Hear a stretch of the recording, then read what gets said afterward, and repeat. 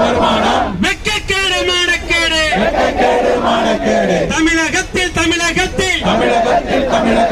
ஏழை எளிய மக்களை எல்லாம் குடிக்க வைத்து ஆட்சி நடத்துவது அவலம் அல்லவா? கண்டிக்கின்றோம்.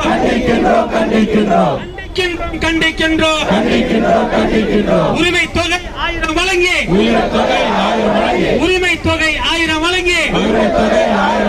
ஏழை மக்களின் வாழ்வுதானே காவு வாங்க இதுதானா திராவிட மாடல்? இதுதானா திராவிட மாடல்? ஆட்சியை விட்டு வெளியேறு.